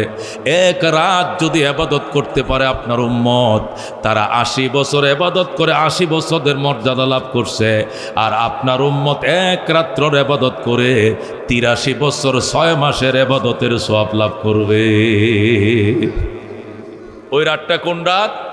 কোন? লাইলাতুল কদরে খায়রুম মিন আলফি শাহর। আল্লাহ রাব্বুল ডাক দেখো, জিবরাইল এই কথাটা কোন জায়গায় লেখা আছে? কই এই কথাটার জন্য আলাদা স্পেশাল সূরাই দেওয়া আছে, কই সূরা তেলাওয়াত করে শোনাও। তখন জিবরাইল সূরা তেলাওয়াত করে শোনাও, আউযু বিল্লাহি মিনাশ শাইতানির রাজিম, বিসমিল্লাহির রহমানির রহিম, ইন্না আনজালনাহু ফি লাইলাতিল কদর ওয়া মা আদরাকা মা লাইলাতুল কদর, লাইলাতুল কদর খায়রুম মিন আলফি শাহর। সুবহানাল্লাহ। লাইলাতুল কদর উম্মতের জন্য বরাদ্দ, এক রাত্রের ইবাদত 1000 মাসের থেকেও দামি। 1000 মাসকে 12 দিয়ে ভাগ দাও, কবে কত বছর হবে? 83 বছর 6 মাস হবে। যেরকম সুবহানাল্লাহ। এই জন্য মেরে ভাই ও দোস্ত, আসছি দুনিয়াতে সবার শেষে, আসছি দুনিয়াতে সবার শেষে, ইনশাআল্লাহ জান্নাতে যাব সবার আগে। জোরে আল্লাহ তুমি কবুল করো, জোরে কোন আমিন। আমাদের নবীর আগে অন্য কোন নবী জান্নাতে ঢুকতে পারবে না, এ উম্মতের আগে অন্য কোন উম্মত জান্নাতে ঢুকতে পারবে না। গুনাহগার মলেকিন খুশনসিবম, গুনাহগার মলেকিন খুশনসিবম। আমরা পাপী, তবে আমাদের কপাল ভালো, আমরা রাহমাতুল লিল আলামিনের উম্মত। সুবহানাল্লাহ। কিন্তু খুশনসিব এমনে হওয়া যাবে না, এমনে হওয়া যাবে না। সুন্নতের ভাম্পারে পাঁচা মারে ধরতে হবে। আপনি যাবেন টাঙ্গাল, চাঁদ রাত, ঈদের রাত্রে টাঙ্গাল যাবেন, ঈদের নামাজ পড়বেন, আল্লাহু আকবার। মহাখালী বাস স্ট্যান্ড গেছেন, যায় দেখেন সিট নাই, দাঁড়ায় যাওয়া যাবে, দাঁড়ায়াও নাই, সাদে যাওয়া যাবে, সাদেও নাই, ইঞ্জিল কবরে বসা যাবে, এখানেও সিট নাই, তাহলে বাড়িতে যাব কেমনে? গেট লক সার্ভিস, শুধু বাম্পারে ফাঁজা মারা ধরেন, দরজার মাঝে ব্যাগটা সাথে দিয়াম, বাম্পারে ফাঁজা মারা ধরেন, ইনশাআল্লাহ 1.5 ঘন্টার ভিতরে টাঙ্গাল আপনাকে পৌঁছায় দিব। কি করবে? সিট নাই, বাম্পারেও কি করছে না, সিটও পায় নাই, ইঞ্জিল কভারে জায়গা পায় নাই, দাঁড়ায়ও জায়গা পায় না, সাদেও জায়গা পায় না। গেইটের মাধ্যমে বাসের যে বাম্পার আছে, হেল্পারের সাথে পাঁজা মেরে ধরছে। 1.5 ঘন্টা পরে বাস যখন টাঙ্গাইল যায় থামছে, সবার আগে বাড়ি থেকে যাবে। যেরকম কে যাবে? ওই বাম্পারের যাত্রী যিনি কাউন্টারে সবার শেষে আসছে, ওই যাত্রী সবার আগে বাড়িতে যায়া গোশত দিয়ে খায়া ঘুমায়া পড়বে। আর সিটের যাত্রীরা এখনো বক্সের মাল খোঁজাখুঁজি করতেছে। কথা কোন ঠিক কিনা? হযরত আদম আলাইহিস সালামের উম্মত আগে আসছে, চলে গেছে জান্নাতের পথে। ইব্রাহিমের উম্মত রওনা করে দিয়েছে। মূসা ঈসার উম্মত আগে চলে গিয়েছে। সমস্ত নবীদের উম্মতরা জান্নাতের পথে আগে রওনা হয়ে গেছে। পৃথিবীর প্ল্যাটফর্মে আমরা সবার শেষে আইছি। এবার আল্লাহর নবী কয় মান তামাসসাকা বিসুন্নতি ইনদা ফাসাদে উম্মতি ফালাহু আজরু মিআতি শাহীদ। মান তামাসসাকা বিসুন্নতি, আমার সুন্নতের ভাম্পরকে যারা আঁকড়ে ধরবা তুমি 100 শহীদের সওয়াব পাইবা, আমি নবীর সাথে একসাথে জান্নাতে ঢুকবা। জোরে কোন আল্লাহু আকবার। কানা মাই ফিল জান্নাহ, আমার সুন্নতকে যারা মহব্বত মানা হাব্বা সুন্নতি ফাকাদ আহাব্বানি ওয়া মান আহাব্বানি কানা মাই ফিল জান্নাহ, আমার সুন্নতকে যারা ভালোবাসবে আমাকে ভালোবাসবে, আমাকে যারা ভালোবাসবে আমার লগেই জান্নাতে ঢুকবে। আল্লাহু আকবার, আমার সাথে জান্নাতে ঢুকবে। এই জন্য মেরে ভাই দোস্ত বুজুর্গ, এমন নবীর উম্মত হওয়ার পরেও যদি কপাল মন্দ হয়, এমন দামি কোরআন পাওয়ার পরও যদি কপাল মন্দ হয়, আল্লাহর কাছে জবাব দেওয়ার কোনো অজুহাত থাকবে না। শুধু বলবে ইয়া ওয়াইলাতা, ইয়া ওয়াইলাতা, ইয়া ওয়াইলাতা, হায় আমার ধ্বংস, হায় আমার ধ্বংস, আমার ধ্বংস। এটা আমার কপালে লেখা ছিল। মা লিহাদাল কিতাব, কি হলো আমল নামা? লা ইউগাদিরু সগীরাতান ওয়ালা কাবীরাতান ইল্লা আহসাহা, আমার জীবনের ছোট বড় এমন কোনো হিস্টোরি নাই যা লেখা হয় নাই, সব হিস্টোরি এখানে লেখা। আমি কোথায় যাব? আইনাল ফেরার, পালাবো কোথায়? পালাবো কোথায় বলে শুধু চিৎকার মারবে কোনো লাভ হবে না। আইনাল ফেরার, আইনাল ফেরার, পালাবো কোথায়? কেউ সাহায্যের জন্য আসবে না, পলানোর জায়গা নাই। আল্লাহ বলবে ইকরা কিতাবাকা, পড়ো তোমার আমল নামা। কাফা বিনফসিকাল ইয়াউমা আলাইকা হাসিবা, তোমার জীবনের হিস্টোরি সব এখানে লেখা আছে। তুমি পড়ো তোমার আমল নামা, তোমার হিসাব নিকাশের জন্য তুমি যথেষ্ট। এখানে আমার কেনই বলার নাই, আমার এখানে কোনো কিছুর বলার নাই। মানুষ তখন আফসোস করতে থাকবে আর বলবে আমার কপাল পোড়ায়া ওয়াইলাতা না, হায় আমার কপাল পোড়া, হায় আমার মন্দ কপাল। কি হলো? আমার জীবনের সব হিস্টোরি লেখা। দরজা বন্ধ করে পাপ করছিলাম, সিসি ক্যামেরা বন্ধ করে পাপ করছিলাম, বাতি নিবায়া পাপ করছিলাম, মশারি টাঙ্গায় পাপ করছিলাম, কম্বলের নিচে নগ্ন ছবিগুলো দেখছিলাম। এগুলো কেমনে এখানে আসলো? এই সিডি কেমনে ফেরেশতারা পাইলো? সব বুঝে আজকে ওপেন করা হলো। আজকে আমার তো রেহাই নাই, রেহাই নাই। কপাল পোড়ারা কানতে থাকবে, কোনো লাভ হবে না। এই জন্য মেরে ভাই দোস্ত বুজুর্গ, আল্লাহর কোরআন এখনো সময় আছে। সর্বোচ্চ সম্পদ, সবচেয়ে দামি সম্পদ কোরআনের মালিক হও। বাদ্যের জন্য কত পাগল, বাজনার জন্য কত পাগল, ক্রিকেটের জন্য আমি দেওয়ানা, ফুটবলের জন্য আমি পাগল, কিন্তু আল্লাহর কোরআনের জন্য আমার কোনো আল্লাহু আকবার আকর্ষণ নাই। নিজেও কপাল পোড়া কোরআনটা শিখলাম না, নিজের বাচ্চাকেও কোরআনটা শিখাইলাম না, নিজের বেগমটা কোরআনওয়ালা বেগম আনলাম না। এমন কপাল পোড়া আমি নিজেও পড়ি নাই কোরআন, যেটাকে ধরে আনছি বিয়ে করে এটাও পড়ে নাই কোরআন, এইটা যে পেটে ধারণ করছে এদেরকেও শিখাই নাই কোরআন। ইংরেজিতে ভরে রাখছো, জাহান্নামে সারা যাওয়া কিন্তু উপায় নাই। নাউজুবিল্লাহ। ও মেরে ভাই ও দুস্থ বুজুর্গ, এই জন্য আল্লাহর কোরআন পড়ো। কোরআনের ভিতর আল্লাহ এমন সুদা, এমন মধুর রেখে দিছে, এটা ডাইরেক্ট হেদায়েত। আল্লাহ কোরআনের মধ্যে 3টা চ্যালেঞ্জ করছেন। কয়টা চ্যালেঞ্জ? পৃথিবীর অন্য কোনো বই পুস্তকে এই চ্যালেঞ্জ নাই, আসমানি অন্য কোনো কিতাবও এই চ্যালেঞ্জ নাই। কিতাবের কোরআনের ভিতরে 3টা চ্যালেঞ্জ আছে। এর মধ্যে 1 নম্বর চ্যালেঞ্জ হলো লা রাইবা ফি, এই কিতাবের ভিতরে বিন্দু পরিমাণ সন্দেহ নাই। সুবহানাল্লাহ। পৃথিবীতে যত বড় বড় লেখকরাই বই লেখক, বইয়ের শুরুতে লেখে আমার লেখায় ভুল হতে পারে। সুদক্ষ পাঠকরা পড়ার পর বিবেচনা করবেন, যদি ভুল হয় ধরিয়ে দিবেন। পরবর্তী এডিশনে আমি নতুন করে সংশোধন করে ছাপায়া দেব। ভুল ত্রুটি মার্জনীয় লেখে রাখে, কিন্তু একমাত্র আল্লাহই পেরেছেন এই কথা বলা লা রাইবা ফি। আমার কোরআনের ভিতরে বিন্দু পরিমাণ সন্দেহ নাই। যদি কাহারও সন্দেহ থাকে, ওয়াইন কুনতুম ফি রাইবিম মিম্মা নাযালনা আলা আবদিনা, আমি আমার বন্ধুর উপরে যে কোরআন দিয়েছি, যদি বিন্দু পরিমাণ সন্দেহ তোমাদের থাকে, বেটা হইলে এমন কিতাব তুমি লিখে দেখাও, এমন সূরা আইনা দেখাও।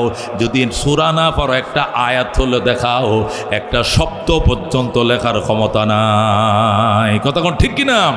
মেরে ভাই ও দোস্ত বুজুর্গ, কোরআনের 1 নম্বর চ্যালেঞ্জ এটা হলো লা রাইবা ফি, বিন্দু পরিমাণ সন্দেহ নাই।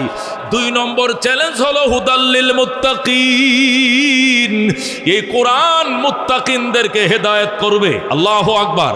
যারা তাকওয়ার জন্য ভিখারি, তাকওয়ার জন্য লালায়িত, যারা খোদা, যারা আল্লাহর দরবারে ইহদিনাস সিরাতাল মুস্তাকিম, আল্লাহ সরল পথ দেখান, সিরাতাল্লাযীনা আনআমতা আলাইহিম, পুরস্কৃতর পথ দেখান, যাদেরকে পুরস্কৃত করেছেন তাদের পথ দেখান, গায়রিল মাগদুবি আলাইহিম, অভিশপ্তদের পথে নয়, ওয়ালা দাল্লিন, বিভ্রান্তদের পথে নয়, সরল পথে পথ দেখান। যারা কান্দো, আল্লাহ বলেন এদেরকে কোরআন হেদায়েত করবে। যেরকম আল্লাহু আকবার।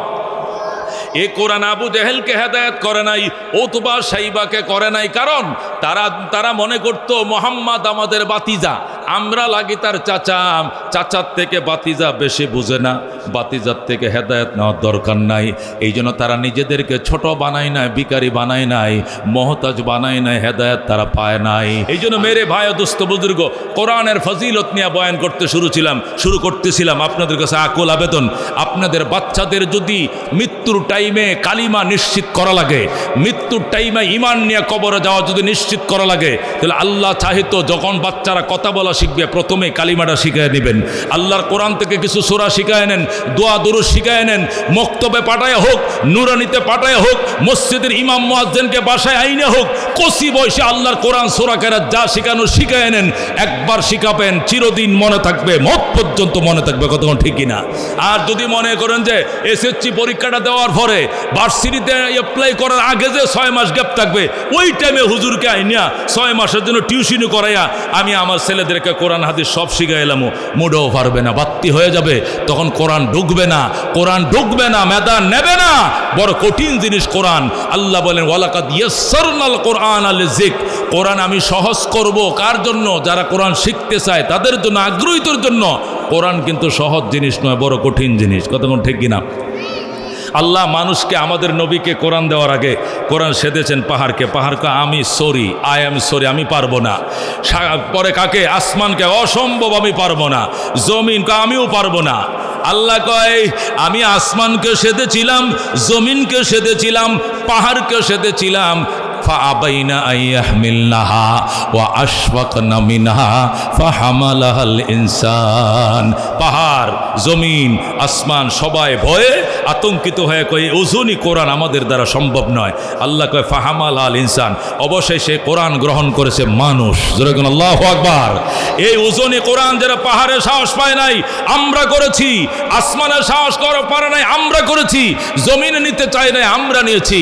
আল্লাহ বলেন এই জন্যই তোমাদের জন্য সাহস যেহেতু করেছো, আমি সহজ করে দিয়েছি। যেরকম সুবহানাল্লাহ। ওলামায়ে কেরাম লেখে, বাবা যখন হাট বাজার করিয়া বাসায় ঢুকে ছোট বাচ্চারা, আব্বু কি আনছো? তরমুজ আনছো? আনছি। তরমুজ আমার মাথায় দেও। তো তরমুজ দেহের মাথা, তরমুজ তো 600 টাকা দাম, সেটা না হইলেও 10 কেজি ওজন। ছেলের মাথা দিলে ছেলের গাড়ের রক গেডি ভেঙে যাইব। ছেলে তো এটা বুঝে না, ছেলে তরমুজ আমার মাথায় দাও। আমার জন্য কি আনছো? তরমুজ আনছো? আনছি। দেও তরমুজ। কাঁঠাল দাও। এখন কাঁঠাল তরমুজ দিলে তো ছেলের গাড়ের গেডি ভেঙে যাবে, কিন্তু ছেলে তো এটা বুঝে না। ছেলে মাটিতে গড়ানো শুরু করছে। মা কয় আহারে বাবা দেও না ছেলেটার মাথায়। দেবো কেমনে? এটা ওর মাথায় দিলে ওর ঘাড় থাকবে, ভেঙে যাবে। আহারে এটাও বুঝো না। এই তরমুজের একটা শিক্ষা দিয়েছেন উপরে নেট দিয়া, নেটটা দিয়ে উপরে দিয়ে আঙ্গায় ধরে রাখবা, আর তার নিচে দেখালে মাথা একটু শুয়াইবা, তেই তো আমার ছেলে খুশি হয়ে যায়। সুবহানাল্লাহ। তখন বাপে গো এতক্ষণ না বুঝছি। তখন কয় ঠিক আছে, তোমার তরমুজ দিতেছি, দাঁড়াও। এখন ছেলে দাঁড়াইছে, দাঁড়ানোর পরে বাবা উপর দিয়ে আঙ্গায় রাখছে, ওই যে কি দিয়ে নেটটা দিয়া নিচেতে একটু শুয়াইছে। ছেলে কয় দেখছো, তুমি আগে বলছো আমি তরমুজ আঙ্গাইতে পারবো না, এখন দেখছো কি ফারি। বাবা কয় কি ফারা ফারো, এটা আমি না বুঝি। হ্যাঁ তরমুজ 8 কেজি 7 কেজি তো আমার হাতে রাখছি, 1 কেজি শুধু তোমার মাথায় ছাড়ছি আর 7 কেজি আলগায় রাখছি। আল্লাহ কয় ফাহামালাহাল ইনসান, মানুষ পারবে না, কারণ যেটা আসমানে পারে নাই, জমিনে পারে নাই, পাহাড় নিতে চায় নাই, এটা ওজন মানুষে বহন করবে কেমনে? ইন্নাহু কানা যালুমান জাহুরা, মানুষ এটা গ্রহণ করছে অজ্ঞতাবশত কারণে, না জেনেই ওজন না বুঝেই যেহেতু গ্রহণ করেছে, এই জন্য এটার ওজনের দায়িত্ব আমি আল্লাহ আমার হাতে রাইখা দিছি, বরাদ্দ দিছি মানুষের নামে, জিম্মাদারি রাখছে আমার নামে। যেরকম আল্লাহু আকবার। এই জন্য আল্লাহ ঘোষণা করেছেন ইন্না নাহনু নাযালনা যিকরা ওয়া ইন্না লাহু লাহাফিজুন, কোরআন নাযিল করেছি তোরে দিছি, কিন্তু জিম্মাদারি আমার হাতে রাইখা দিছি। 1500 বছরের চ্যালেঞ্জ, আজও পর্যন্ত কোরআনের একটা জবর জের সাকিন কেউ পরিবর্তন করতে সাহস পায় নাই, পাবেও না, কিয়ামত পর্যন্ত থাকবে। কথা ঠিক কিনা? এই জন্য মেরে ভাই ও দোস্ত বুজুর্গ, কোরআনের কারণে আমার নবীর এত দাম, কোরআনের কারণে মক্কার দাম, কোরআনের কারণে মদিনার দাম, কোরআন নাযিল হওয়ার কারণে রোজার মাসের দান, কোরআন নাযিল হয়েছে সেই জন্য সবে কদরের দান, কোরআনের কারণে রেহালের দাম, কোরআনের কারণে কাফরের দাম, কোরআনের কারণে কোরআনের তাকের দাম, কোরআনের কারণে হাফেজের দাম, কোরআনের কারণে আলেমের দাম, এই কোরআনের কারণে মুমিনের দাম হবে আল্লাহর দরবারে। কথা ঠিক কিনা? আল্লাহ তাআলা বিশেষ করে আমাদের কচিকাঁচা বাচ্চাদেরকে ছোট বয়সে আল্লাহর কোরআন হাদিয়া দেওয়ার চেয়ে দামি কোনো হাদিয়া আমার বাচ্চাদের জীবনে হতে পারে না। আমরা তো মনে করি বাচ্চারা ছোটোবেলা একটু গান শিখাইলে, একটু ড্যান্স শিখাইলে, একটু নাচ শিখাইলে, একটু সঙ্গীত শিখাইলে, একটু হারমোনি বাজানো শিখাইলে কত লেটেস্ট ফ্যামিলিতে আমি হয়ে গেলাম। এটা আপনি লেটেস্ট হয়ে যে কোন জগৎ থেকে কোন জগতে গেছেন এটা আপনি কল্পনা করতে পারবেন না। আপনি যে কত পিছিয়ে গেলেন জান্নাত থেকে কল্পনা করতে। আল্লাহ তাআলা এই সমস্ত বাজি কাছ থেকে হেফাজত করে আমরা মুসলমান হিসাবে কোরআনের নিয়ামত নিয়ে কবরের মেহমান হওয়ার তৌফিক দান করে। যেরকম আমিন।